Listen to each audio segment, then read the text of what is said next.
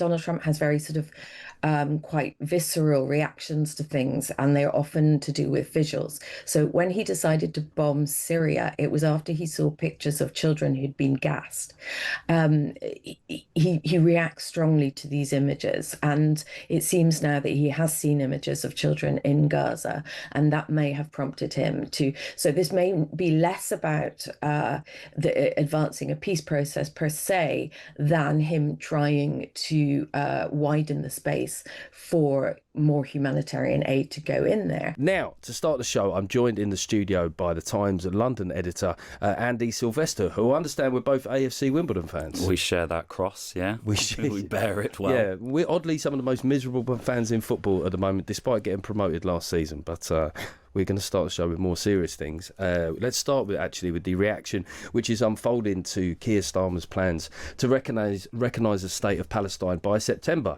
Overnight, Canada followed France and the UK in announcing its plans to recognise a Palestinian state. But this morning, the front page of the Times tells us that 40 members of the House of Lords have warned the Prime Minister that the government's pledge risks breaking international law.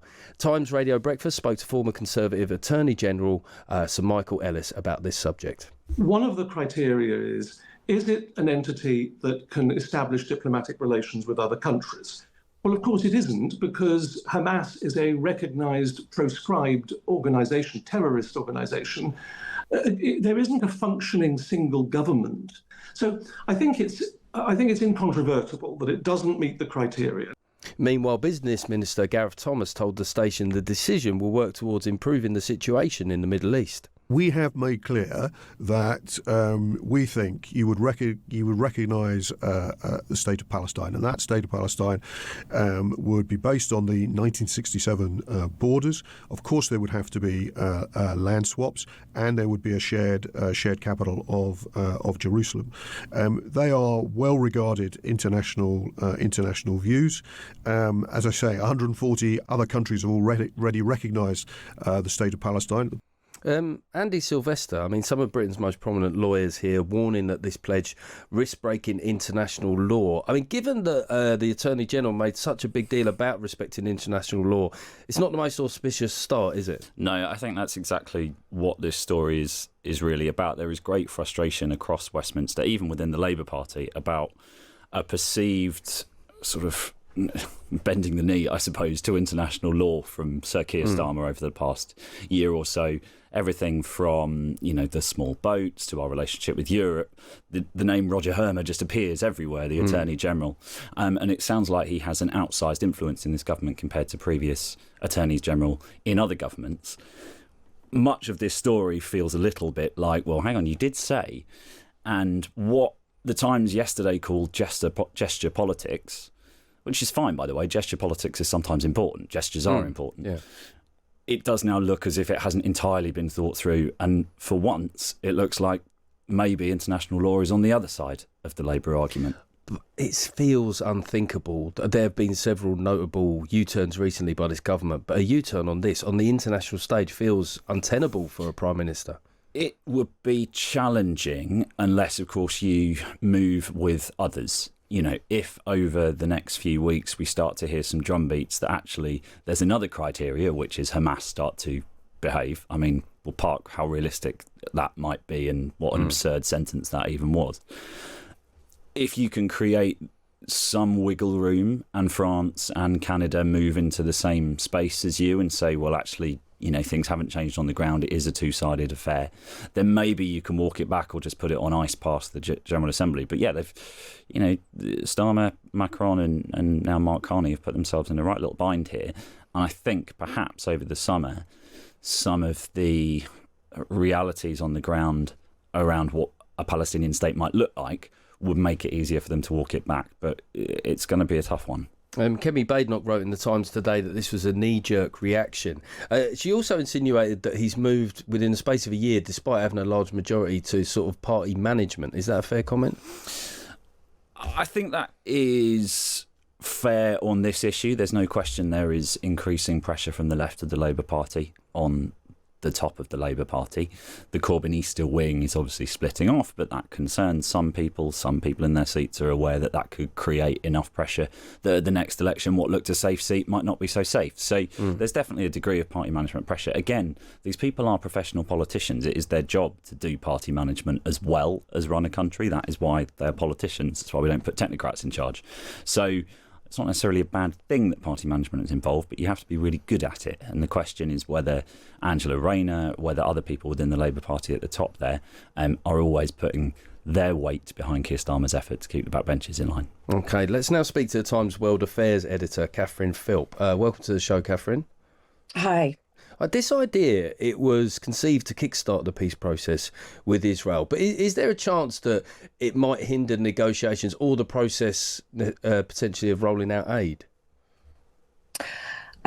No, I don't see any reason why it would. There are some 147 member states of the United Nations who already recognise Palestine as a state. It has observer status at the United Nations, so it has a voice there.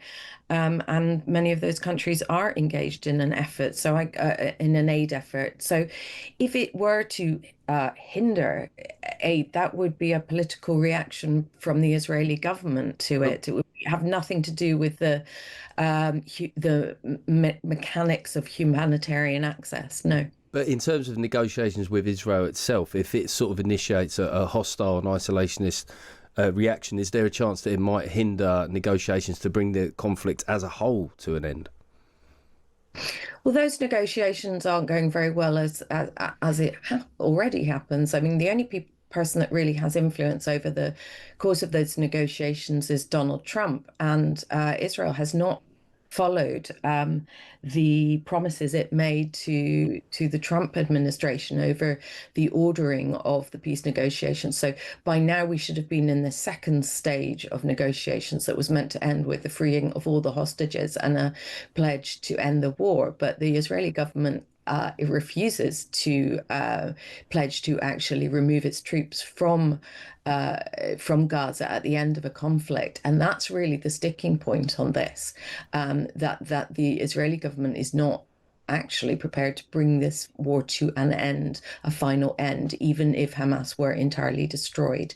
No, that's really a world away from a statement out of the UK about a future recognition of Palestinian statehood, which has got many problems in and of itself, but that is not one of them.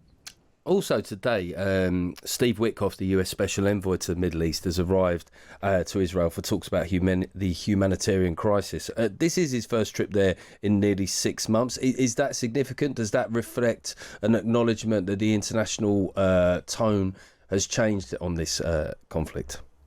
We can only hope so, because the last time he was in the region, he sort of gave up and went home and said that they couldn't get any further past this sticking point between the two sides over when you end the conflict, whether you just call a ceasefire and it lasts for 60 days and you release hostages, but then, what happens after that?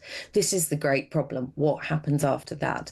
The fact he's there, I think, is the result of this growing international outrage about, obviously, the starvation that's going on inside Gaza. And it seems that it's very interesting to me that President Trump referenced television pictures of children when he spoke about it in Turnberry, because it seems that this has quite often been the case that when Donald Trump has very sort of quite visceral reactions to things, and they're often to do with visuals. So when he decided to bomb Syria, it was after he saw pictures of children who'd been gassed. He reacts strongly to these images, and it seems now that he has seen images of children in Gaza, and that may have prompted him to. So this may be less about advancing a peace process per se than him trying to widen the space for more humanitarian aid to go in there, and for Israel essentially to untie the hands of the agencies that it has been blocking from allowing to actually distribute that food and address that starvation crisis. Okay, thank you very much, Times World Affairs editor Catherine Philp.